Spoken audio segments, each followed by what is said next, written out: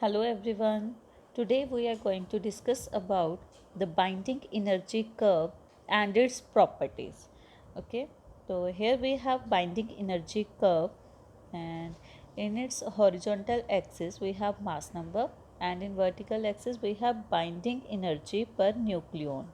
Okay, तो ये हमारी कर्व है और इसी के according we are discussing about the properties of this curve and our first property is, इसी को देख के देखो कि जो हमारे पास लाइटर एलिमेंट्स हैं, लाइक जो लाइटर न्यूक्लियाई हैं, उसकी बाइंडिंग एनर्जी पर न्यूक्लियन कम है.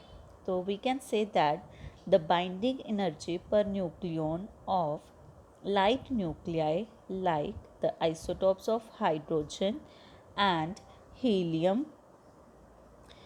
is low. Next प्रॉपर्टी है सेकेंड प्रॉपर्टी.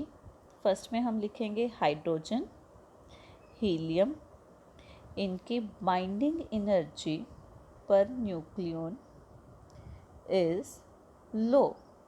चलो अब हम ऊपर देखेंगे that helium, carbon, oxygen, like जो इवन न्यूक्लियाई हैं, they are more stable than the odd even nuclei. Okay, and they have large sharply defined peaks. अगर ये sharply defined peaks में हैं, that's why these nuclei are more stable than their neighbors. तो point we have that the even nuclei are more stable than the odd even because they have more binding energy per nucleon. These are sharply defined peaks.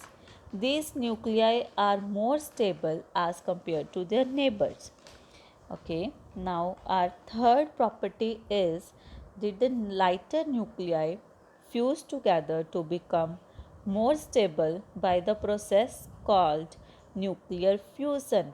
के जो हमारे पास लाइटर nuclei हैं which can fuse to each other, तो ये fuse होके हमारे पास ज़्यादा स्टेबल न्यूक्लियाई बन जाएंगे और ये इस कैटेगरी में लाइक इस ग्राफ में आएंगे.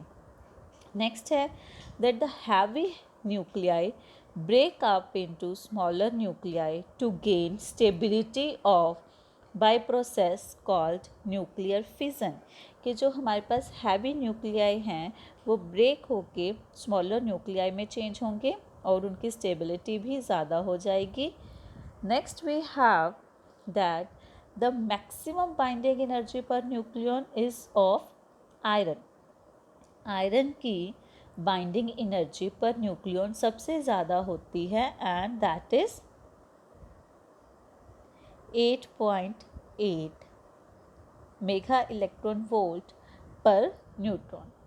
ओके, एंड ये पॉइंट सबसे इम्पॉर्टेंट है that the binding energy per nucleon of iron is maximum in binding energy curve having value 8.85.